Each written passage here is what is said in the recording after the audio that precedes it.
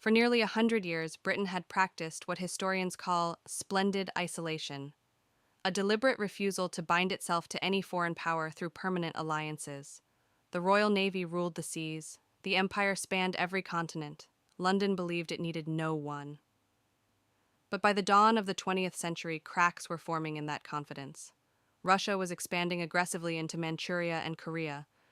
Germany was building a navy designed to challenge British supremacy. France held colonial ambitions that clashed with London's at nearly every turn.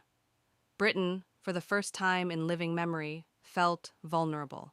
Enter Japan. A nation that, only 50 years earlier, had been a feudal society closed to the outside world.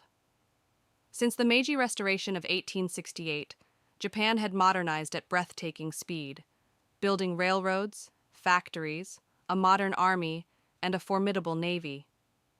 Tokyo shared Britain's anxiety about Russian expansion in East Asia.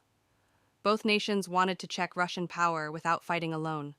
The negotiations were led by Japanese Minister Hayashi Tadasue and British Foreign Secretary Lord Lansdowne. Hayashi was a seasoned diplomat who understood European power politics intimately, having spent years in London.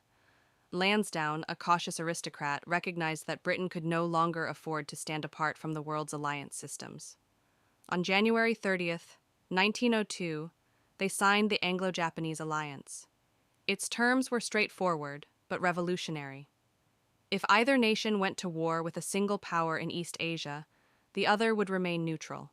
If either faced two or more enemies, the other was obligated to fight alongside its ally. It was a defensive pact, but its implications were enormous.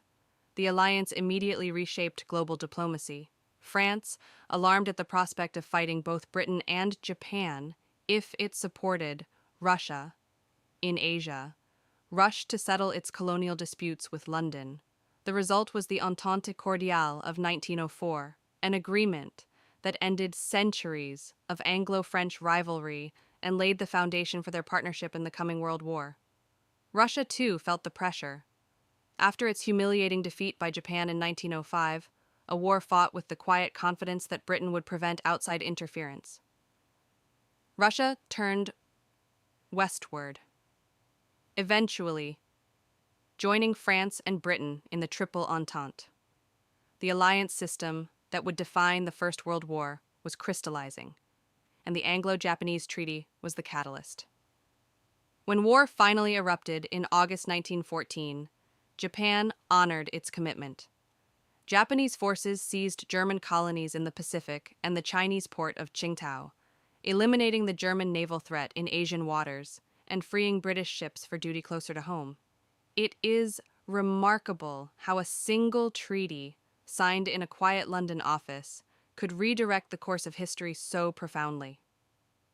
The Anglo-Japanese alliance did not cause the First World War, but it set the dominoes in place. It ended Britain's isolation. It forced France and Russia into new alignments. It elevated Japan to the rank of a world power.